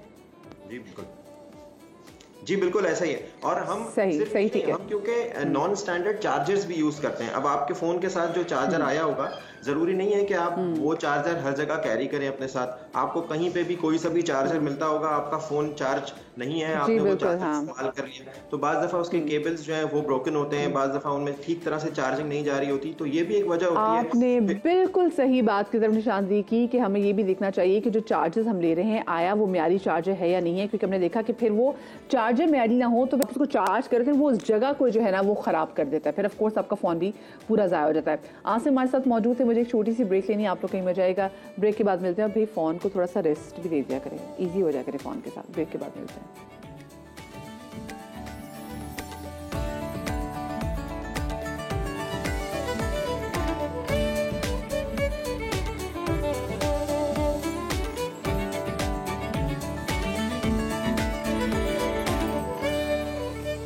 Welcome back after the break. और शो के आखिर में मैं बिल्कुल आपको अब खबरें दूंगी एंटरटेनमेंट की दुनिया से। मेरा बड़ा दिल कर रहा है कि भाई मैं ज़रा एंटरटेनमेंट के हवाले से बात करूं। मुल्क में देखिए इलेक्शन चल रहे हैं, बार बार हम सियासत की बातें भी कर रहे हैं, जब टीवी लगाओ सियासत के हवाले से बात हो रही होती है तो हम कहते हैं थोड़ा सा ब्रेक भी ज़रा देते हैं ना, कि जो सुबह सुबह जो लोग देख रहे हैं ज़रा उनका मूड थोड़ा सा लाइट हो जाए, क्योंकि फिर अभी तो दिन की शुरुआत है, फिर आज सारे दिन में इतने हमने काम करने, तो चलें थोड़ा सा आपका जो है ना वो मूड चेंज कर देते हैं, आपकी टेंशन थोड़ी डाइवर्ट कर देते हैं। अभी वीकेंड में हमने देखा जी कि हमें हमारे हमसाय मुल्क में बड़े बड़े स्टार्स के बच्चे जो स्कूल में जाते हैं तो वहाँ पे बड़ी प्यारी मैंने देखा कि वीडियोज़ आई हैं, उसमें जो स्टार किड्स थे वो परफॉर्म कर रहे थे। हमने देखा कि जी करीना कपूर का बेटा वो भी परफॉर्म कर रहे थे, इब्राहिम। हमने देखा कि शाहरुख खान का बेटा जो है प्राम वो भी बहुत अच्छा परफॉर्म कर रहा था। ऑफकोर्स उसके अब्बा जब वो किंग खान इतना ज़बरदस्त एक्टर, एंड देन आराध्या जो कि बच्चन साहब की पोती हैं और साहबजादी हैं जी ऐश्वर्या राय की, उन्होंने बड़ा अच्छा परफॉर्म किया। और फॉर अ चेंज मुझे बड़ा अच्छा लगा कि मैंने उनका माथा देख लिया, बिकॉज मैंने कभी उनका माथा मैंने क्या किसी ने भी उनका माथा कभी देखा नहीं था, तो मैं देख ली। काफ़ी मीम्स भी बनी हुई थी कि लोगों ने कहा था कि finally we got the glimpse of a forehead. तो खैर ये तो जोक्स अपार्ट, एक अच्छा हमने देखा कि एक इवेंट ऐसा हुआ जिसमें बड़े बड़े स्टार्स के बच्चे थे। अच्छा, फिर हमने देखा कि एक बहुत ही पिछले दिनों एक गाना आया था जो पाकिस्तानी सिंगर उमर नदीम ने गाया था, उसकी कॉपी हुई इंडिया में, वो गाना गाया था सोनू निगम ने। और फिर जब उस हवाले से बात हुई, जब उन्होंने इस हवाले से क्लेम भी किया, तो फिर सोनू निगम ने एक अपॉलॉजी भी लिखी, which was not an apology, वो अपॉलॉजी तो नहीं थी, पर उन्होंने कहा जी आपने इसको मुझसे ज़्यादा अच्छा गाया है। अच्छा, ये तो सारा हो गया। अब मैं आपको बताऊं जी कि जो गाना जिसने लिखा था वो KRK, जिनकी अपने घर में कोई नहीं सुनता, उन्होंने ट्वीट किया की है। मैं इस पर तबसरा करूँगी, लेकिन मैं बताती चलो, हमारे साथ हमारे फिल्म क्रिटिक जो है और एंटरटेनमेंट की दुनिया का बड़ा नाम है जनाब उमैर अलवी, हमारे साथ स्टूडियो में मौजूद है। अस्सलाम वालेकुम उमैर, वेलकम टू सुबह का सबा। अफसोस की बात यह कि सोनू निगम ने लिखा कि KRK मेरे पड़ोसी हैं, तो फिर ये अफसोस की बात है। मैं सोची थी अल्लाह सोनू निगम जिंदगी में इतना पैसा कमाया और आखिर में देखो उसको पड़ोसी KRK पड़ोस में रह रहे हैं। इससे बड़ी इंसान की क्या बैड लक हो सकती है। मैं कल वो ना पता नहीं कौन कौन से गाने गा दिए हैं और KRK साथ में। लेकिन सोचे उनके सुर मुतासिर नहीं हुए उनको देख के, मैं तो इस बात से। अब क्या जो अपॉलॉजी सोनू निगम ने की है उसमें तो उन्होंने जो सिंगर है हमारे उनको कहा है कि आपने बहुत अच्छा गाया, और बात सही है, सोनू निगम ने कहा कि मुझे पता होता कि ये गाना आपका है तो मैं कभी ना गाता, वो कभी भी ना गाते। हाँ, मुझे भी लगता है उनको नहीं पता होगा, लेकिन अच्छा, और अभी जब पता तो हमें भी नहीं था ना कि ऐसा कोई गाना है, बहुत कम लोगों को अंदाजा था। हाँ सही, ये बात भी हो रहा है, राइट। लेकिन मजे की बात है कि जब हमें लगा कि जी थोड़ी बहुत सिचुएशन जो है वो काम डाउन होगी, डाई डाउन होगी, तो फिर KRK साहब आए, जिनकी घर में कोई नहीं सुनता, मैंने आपसे कहा था, लेकिन वो इतने लकी है कि सोनू निगम के पड़ोसी हैं। उन्होंने कहा कि I came to know that Pakistani singer Umar Nadeem is accusing me to copy his song, this flop frustrated singer is doing this drama too. अच्छा, कौन किसको फ्रस्ट्रेटेड और फ्लॉप कह रहा है? ये KRK कह रहे हैं जी, आप इनको देख लें जरा, to get little publicity because he knows well that today nobody can copy even few seconds of any song, forget to copy full songs। और माशा में कह रहे हैं जब इंडिया की हर फिल्म में एक पुराने गाने को उठा के रिमिक्स किया होता है। उनके लिहाज से वो सही कह रहे हैं कि जो पाकिस्तानी सिंगर है वो फ्यूचर में गए, उन्होंने KRK का गाना सुना और वापस पास में आके बनाया, क्योंकि यही हो सकता है तरीका। आप सोचिए एक गाना जो 8, 10, 12 साल पहले आया है, उसको कौन कॉपी करेगा? बाद में आने वाला कि पहले आने वाला? ये कुछ ऐसे दिमाग इनके पास है, मेरे ख्याल से देखिए कॉन्फिडेंस लेवल ऐसा होना चाहिए। उन्होंने देशद्रोही जैसी सुपर फ्लॉप फिल्म की हुई है, वो कुछ भी कह सकते हैं। हाय, वैसे क्या कैसे कैसे कैरेक्टर और कैसे कैसे आके क्लेम कर देते हैं। अच्छा, मुझे जरा पाकिस्तानी फिल्मों के वाले से मुझे बताएं, ढाई चाल film I, how is it? 2.5 लोगों ने देखी थी वो, तो जाके मेरा ख्याल है मैंने देखा कि वो 2 दिन के बाद वो सिनेमा जी हाँ, वो 2.5 दिन चली थी। वो sad, I heard it was not sad. देखिए सैड की बात उस वक्त होती है ना जब आप कोई एक फिल्म से बहुत एक्सपेक्ट कर रहे हो। आप एक्सपेक्ट ही कुछ नहीं कर रहे थे। जब फिल्म का टीजर आया था तो उसमें हीरो हीरोइन या के नाम लिखे हुए नहीं आए थे, directed by, produced by, written by. आप यहीं से सीरियसनेस का अंदाजा लगा लीजिए। टैलेंट को आपने इतना जी, शमून अब्बासी का नाम नहीं आ रहा, आयशा उमर का नाम नहीं आ रहा, किसी का नाम नहीं आ रहा, नाम ही written by, directed by, produced by. So long, क्योंकि इसमें देखिए रशीद नाज साहब भी थे। रशीद नाज साहब की तो डेथ को भी तकरीबन कुछ साल से ज्यादा का टाइम हो चुका हुआ है। सो वो भी इस फिल्म में थे। एक तो इतना टाइम लग गया, तो यहाँ पे पता चलता है कि हम अपनी फिल्मों की देखिए सेंटिमेंट्स का भी फर्क आता है ना कि एक फिल्म जो है, लोग जो है हमारे यहाँ ज़्यादातर लोग देखते हैं रोम कॉम्स जाके, कॉमेडी फिल्म्स देखते हैं। एक्शन का वैसे भी रुझान नहीं है भाई। मैं टाइमिंग्स इतनी मैटर करती हैं। अब 26 फरवरी का आप देखें, मतलब इंडिया ने झूठे प्रोपेगेंडा पे फौरन फिल्म बना दी ताकि लोगों को याद रहे। देखिए हमारा प्रॉब्लम ही, हम टाइम जो आप बात करिए, पहले 2.5 चाल और ये जो है गुंजल, ये एक ही दिन आ रही थी। अच्छा, वो तो अक्लमंदी का मुजाहिरा किया गुंजल वालों ने कि 15 को ले गए। वो ना भी करते तो वो अच्छी चल जानी थी। नहीं चलती ना। देखिए स्क्रीन्स कम हो जाती ना, स्क्रीन्स कट जाती हैं। अगर आप 2 फिल्में लेके आ रहे हैं तो आपको स्क्रीन्स कम मिलेंगी। बहुत बड़ी बड़ी फिल्में होती हैं जो उनको आप नहीं हटा सकते, आपको मिनिमम 1 स्क्रीन तो देनी है ना उनको। हाँ, ठीक है। तो अगर आप 1 फिल्म लेके आते हैं अलग, तो उसको 2 मिल जाती हैं। अच्छा, तो उनको थ्रेट फील हो रहा था? मैं थ्रेट तो नहीं फील हो रहा था। देखिए दोनों जो थे वो उन्होंने म्यूचुअल बैठ के डिस्कशन किया। अगर 2.5 चाल पहले आ जाती और वो ये गुंजल 8th को आती तो भी कोई इशू ना होता, लेकिन उन्होंने कहा नहीं 8th है तो 8th कोई खास बात भी नहीं थी सच। हो गया, आ गई। देखिए एक बुरी फिल्म की वजह से मार्केट क्यों नहीं करते हो? मुझे ये बताएं। आता नहीं है मार्केट करना ना। देखिए गुंजल या तो चैनल्स वाले ने हर कोई ना फिल्म अपनी ले ली है, और उसके बाद की मार्केटिंग जिस फर्म ने की है वो उनकी स्पेशलिटी फैशन है। तो अब उनको क्या पता होगा कि फिल्म को मार्केटिंग कैसे करनी है। अब जो चिक्कड़ आ रही है उसकी जो कंपनी कर रही है, उनको वो फिल्में कर चुकी है, मौला जट और वगैरह, तो उनको थोड़ा सा तो आइडिया है। वो आपको पुश करेंगे 20 तारीख को कहीं नहीं जाएंगे आप, आपको यहाँ आना है और बस याद रखिए। एग्जैक्टली। और 22 को फिल्म है और आप इतनी मार्केटिंग कर रहे हैं कि एक्वामैन जो साथ आ रही है उसे भूल जाएं आप, जबकि एक्वामैन ज्यादा अच्छी होगी। ऑफ कोर्स वैसे होना तो ये चाहिए कि आप ऐसा अपना प्रोडक्ट बेचें। मैं तो चाहती हूँ ये गुण आना चाहिए। Tell me about Gunjal. Gunjal कैसी फिल्म? देखिए गुंजल जो है एक लो बजट फिल्म है, लेकिन उसका कंटेंट हाई कंटेंट है। और सबसे बड़ी चीज़ ये कि 1990s में जो इंसिडेंट हुआ था इकबाल मसीह वाला, जिसको बहुत कम लोग को बारे में मालूम है, उसे उन्होंने हाईलाइट किया है। और फिल्म को ये नहीं किया कि उसका मर्डर हो गया तो क्या कैसे हुआ, उन्होंने उसको सॉल्व करने की कोशिश की है। जो हमारे यहाँ आप देखिए कि पुरानी ये हॉलीवुड की फिल्मों में होता है ना कि आपने जीएफके बनाई तो जीएफके पे नहीं बनाई, जीएफके के केस को सॉल्व किया ना, ये कैसे हुआ। और आपने एक तरह से जो है वो उनको एक और भी 5-6 क्लूज दे दिए कि ये हुआ होगा। Very intelligent. थोड़ी लंबी है, 2.25 घंटे की है। अगर 1.25 होती तो वही शोज ज्यादा मिलते। तो मगर एक्टिंग वाइज अहमद अली अकबर ने as usual, what a brilliant actor, मतलब लाल कबूतर के बाद परिजात के बाद फिर ये बिल्कुल बिल्कुल उसके साथ साथ आमना इलियास दूसरी जो कि शुक्र है कि फिल्म कर ली उन्होंने। उसके बाद तीसरे नंबर पे आपका रेशम मतलब इतना बड़ा अहमद अली बट जो है वो विलनिश रोल है, लेकिन वही ना कि वो ग्रे वाला विलन है। वो खुद कह रहे हैं उससे एक सीन के अंदर कि भाई तुम ये समझ रहे हो, हाँ मैं ये कह रहा हूँ, ये भी हो सकता है। तो वो एक अलग डायरेक्शन दे रहा है आपको। तो ओवरऑल मुझे तो फिल्म मजा आया, मैं दोबारा भी देख सकता हूँ। अफसोस की बात यह है कि हमारे यहाँ जो है दिसंबर में फिल्में दिसंबर जनवरी में कम चलती हैं। क्यों? मतलब यही तो टाइम है और ये तो हॉलिडे सीजन है, हम क्यों प्लान नहीं करते? हॉलिडे सीजन में लोग हॉलिडे के लिए फिर निकल जाते हैं ना बाहर, जो आपका सिनेमा का क्राउड है। भाई हर कोई अफोर्ड तो नहीं कर सकता ना। और देखिए अफोर्ड भी एक ही फिल्म कर सकते हैं ना आप 2-2 4-4 फिल्में तो नहीं कर सकते। अच्छा मुझे मैंने गुंजल देखने सोच लिया, मैंने प्लान बना लिया। एक तो आज मैंने पूरे शो में एक मैंने सर्कस देखने जाना जी, ठीक है, वो खैर वीकेंड पे निकल जाऊंगी मैं। उसके बाद मैंने गुंजल फिल्म देखनी है, ये मैंने देखनी है वीकेंड पे देखनी है, ठीक है। अच्छा 2.5 चाल लगी हुई है, उतर गई है, हाय अभी तो लगी थी।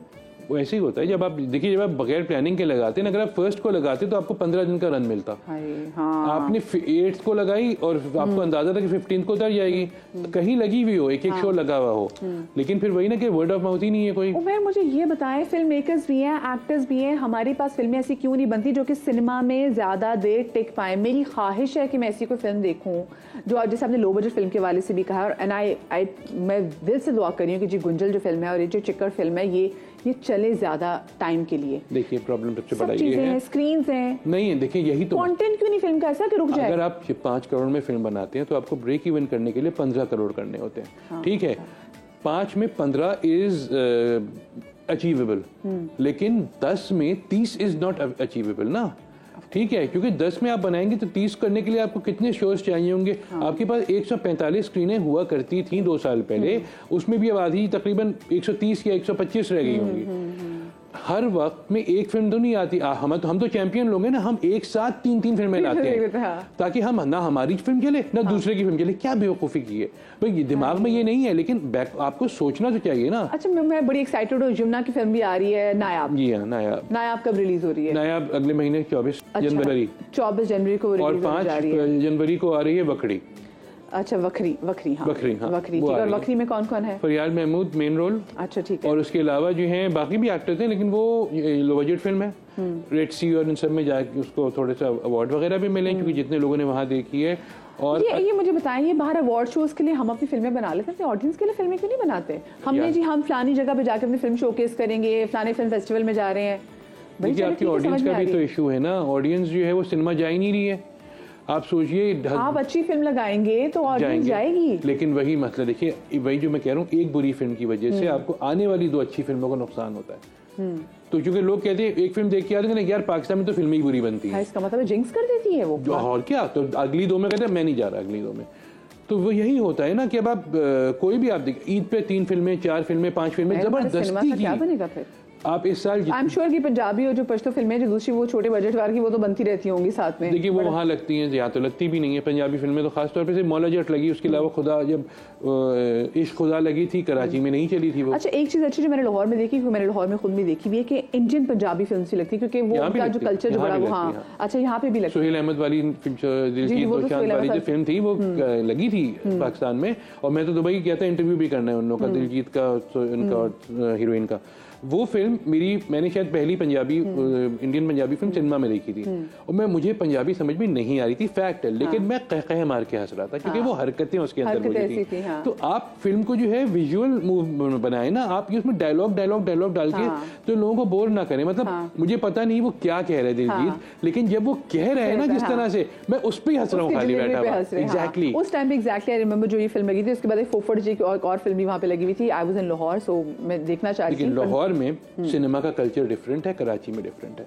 लाहौर में सिनेमा स्क्रीन ज्यादा है, लाहौर में सिनेमा को सिनेमा की तरह ट्रीट भी कर रहे हैं। कराची में तो एक सिनेमा में भी पिछले दिनों खबर आई कि चूहे निकल आए मॉल के सिनेमा में, और वो उनको कुछ फिक्र नहीं। हाँ, तो क्या हुआ यार, क्या हुआ? Oh my God, this is so sad, because ये देखिए ये सिनेमा डाई डाउन नहीं हो रहा, जो उनसे मुंसलिक जो लोग हैं ना सब हो रहे हैं। देखिए, कोविड में तो आप भुगत चुके हैं ना सिनेमा की जो डाउनफॉल आप था। I believe it's a high time कि अब हम स्पेसिफिकली कुछ चीज़ें करें। मुझे तो वो चीज़ बुरी लगी थी कि जब ड्रामाज आ गए थे तो उसकी आखिरी स्क्रीनिंग आप सिनेमास में करें। नहीं ना, देखिए वो कुछ तो सिनेमा को जिंदा रखने के लिए करना चाहिए ना। सबसे बड़ा जो है सिनेमा में, आप टिकट की प्राइसेस कम करें। ये समझ में नहीं आ रहा कि 1000 रुपए के टिकट में कोई नहीं जा रहा, और फिर उसके बाद 500 के पॉपकॉर्न भी नहीं खाए जाते। एग्जैक्टली, 3000 के नाचोस 3000 के हो चुके हैं। हम नहीं खाते नाचोस, घर से भी नहीं लेके जाने देते। बहुत शुक्रिया जी, उमर अली भी हमारे साथ मौजूद थे और हम बात कर रहे थे पाकिस्तानी फिल्म्स के हवाले से, और जो बड़ी दूसरे ममालिक से भी जो खबरें आई थी एंटरटेनमेंट की, उसकी। आप लोग अपना बहुत सारा ख्याल रखिएगा, शाद रही, आबाद रही। इंशाल्लाह कल के शो में आपसे मुलाकात होगी। अल्लाह हाफिज़।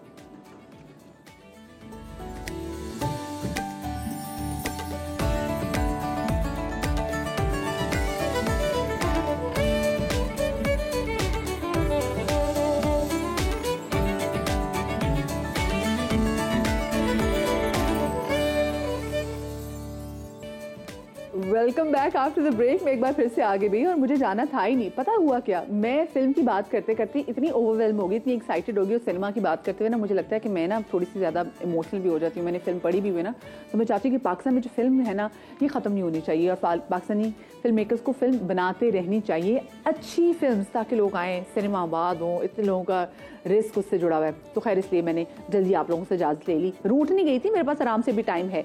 मुझे बात करनी है मौसम की। वो इस तरह से इतना मेरा दिल कर रहा है कि मैं आप लोगों को इस वक्त लेके ना मेरे बिल्कुल स्टूडियो के साथ एक बैल्कनी में आपको वहाँ पे ले जाऊँ। कराची में ठंडी ठंडी हवाएं चल रही हैं, और कल रात से कराची में दर्जा हरारत ऐसा लगा थोड़ा सा ड्रॉप होना शुरू हो गया हुआ है। आज मैं सुबह जब निकली भी घरों से, वरना यूजुअली हम कराची में सुबह या जॉर्जेट पहन रहे होते हैं, ठीक है, एक हल्की सी हुडी पहन ली, ठीक है, लेकिन प्रॉपर आज मेरे लोगों को, और ठंड भी ऐसी थी कि हाई नेक वाली जो है ना पहनने वाली ठंड आ गई है, लॉन्ग बूट्स पहनने वाली भी ठंड मुझे लगता है कि इंशाल्लाह 2-3 दिनों में आ ही जाएगी। अच्छा, कराची में ठंड क्यों? वो इस वजह से क्योंकि कोयटा में मौसम जो है ना वो बड़ा ठंडा ठार है, और ये जो कोयटा से हवाएं आती ना फिर ये कराची में मौसम बड़ा ज़बरदस्त कर देती हैं। सर्दी की शिद्दत बलूचिस्तान में हम देख रहे हैं कि दिन ब दिन जो है वो बढ़ती चली जा रही है। कल रात में तो सबसे ज़्यादा जो दर्जा हरारत -5 कोयटा में -3 डिग्री रिकॉर्ड किया गया। और मज़ीद जान लेते हैं, मोहम्मद आतिफ हमारे नुमाइंदे हमारे साथ मौजूद हैं। Atif and very good morning. मुझे बताएं कि अब तो चले 12 बजने वाले हैं, तो अब की क्या सूरत हाल है? सुबह तो आई एम श्योर जब आप दफ्तर के लिए निकले होंगे तो ठीक ठाक ठंड होगी। जी बिल्कुल, सुबह हो या दोपहर हो, ठंड की शिद्दत जो है वो बरकरार है। अब से थोड़ी देर पहले जो है महकमे मौसमियात से हमारी बात हुई थी, तो उनके मुताबिक जो यहाँ पे उनकी ऑब्जर्वेटरीज लगी हुई हैं उसके मुताबिक कल्लात में सबसे ज़्यादा सर्दी पड़ रही है, जिसमें तकरीबन -5 डिग्री सेंटीग्रेड जो है वो रिकॉर्ड किया गया है। कोयटा और ज़ियारत की अगर बात करें तो ये भी ठंडे मकामात हैं, यहाँ पे भी -3 डिग्री सेंटीग्रेड जो है वो रिकॉर्ड किया गया है। इसी तरह अगर डिस्ट्रिक्ट जोब की बात करें तो वहाँ पे भी काफ़ी मौसम सर्द है और वहाँ पे भी -2 डिग्री सेंटीग्रेड रिकॉर्ड किया गया है नुकुंडी। और इसी तरह अगर पंजगूर की बात करें तो यहाँ पे बिलतरतीब 3 और 2 डिग्री सेंटीग्रेड जो है वो रिकॉर्ड किया गया है। इसके साथ साथ महकमे मौसमियात का ये कहना है कि मौसम की ये शिद्दत जो है आइंदा 24 से 48 घंटों तक बरकरार रहेगी, जबकि आइंदा 72 घंटों में जो है बलूचिस्तान के जो शुमाल मगरबी इलाके हैं वहाँ पे जुज़वी मौसम जो है वो जुज़वी अबर आलूद हो सकता है, यानी कि बारिशों का इम्कान है। जी अच्छा, मुझे ये बताएं आतिफ, कोयटा की तो धूप भी ऐसी होती है कि उस धूप से भी कोई ख़ास फ़र्क नहीं पड़ा होता, जहाँ पे जितना दर्जा हरारत वहाँ पे कम होता है, तो अभी भी क्या ये वही वाली धूप है कि इस धूप का कोई ख़ास फ़र्क नहीं पड़ रहा? जी देखिए, इस सिचुएशन ये है कि कोयटा के अंदर जब सर्दी बढ़ती है तो गैस का बोरान जो है ना, तवानाई का हसूल इंतहाई मुश्किल हो जाता है। तो धूप की शिद्दत बिल्कुल कम होती है, लेकिन लोग ज़्यादातर इसको जो है ना खुले आसमान तले बैठने को जो है तरजीह देते हैं, क्योंकि अब इस टाइम भी मैं कोयटा के मेट्रोपॉलिटन पार्क में मौजूद हूँ। यहाँ पे बड़ी तादाद में यहाँ पर लोग आए हुए हैं और खुली धूप है, यहाँ पर बैठे हुए हैं, सुस्ता रहे हैं और धूप तवानाई हासिल कर रहे हैं। उनका यही कहना है कि इस टाइम भी उनके घरों में जो है गैस का बहरान है, गैस नहीं आती है, जिसकी वजह से वो सुबह सवेरे यहाँ पर आ जाते हैं, काम भी करते हैं। जो सब्ज़ चाय है उसका भी इस्तेमाल करते हैं, शीने चाय जिसको जो पश्तो में कहा जाता है उसका भी इस्तेमाल करते हैं, वो भी तवानाई के असूल का एक ज़रिया है। और इसके साथ साथ घरों में LPG सिलेंडर जो हैं उनका भी इस्तेमाल बढ़ गया है, और इसके साथ साथ जो कोयले का इस्तेमाल है वो भी जो है घरों में उसका भी इस्तेमाल आजकल तो फिर काम ही नहीं चलेगा। मुझे बताएं, क्योंकि देखिए यहाँ पर सिर्फ ये नहीं कि घर में गैस नहीं आती, जितना कोयटा में दर्जा हरारत गिरता है उसमें हम देखते हैं कि जो पानी की जो पाइप्स हैं उस पर पानी जम जाता है, तो ये तो कोयटा वालों को तो ये भी बड़ी परेशानी है वहाँ पर। जी बिल्कुल, अब चूंकि मौसम उस तरफ जा रहा है, आहिस्ता आहिस्ता आटके का मौसम जिसको बोलते हैं चिल्ला, ये 25 दिसंबर से शुरू होगा और 5 से 10 फरवरी तक जो है ये रहता है। इस दौरान जो है कोयटा समेत फिर अपना तो आप लोग बहुत सारा ख्याल रखिएगा और तमाम तो लोग अपना ख्याल रखिएगा। और अब मैं फाइनली आप लोगों से इजाज़त लेने जा रही हूँ। बहुत सारा ख्याल रखिएगा, सर्दी है, बच्चों को सर्दी से बचाएं। कुछ नहीं होता, आपका फैशन अगर ख़राब होता है, लेकिन जब बाहर निकलें और बाहर सर्दी हो तो बच्चों को हाई नेक तो ज़रूर पहनाएं, और ख़ुद भी ज़्यादा जनाब जितने भी फैशन हो अपना ख्याल रखना है, ठीक है। इंशाल्लाह कल आपसे मुलाकात होगी, कल के शो में। शाद रहिए, आबाद रहिए, अल्लाह पाक आपको औलाद के गम से महफूज रखे। अल्लाह हाफ़िज़।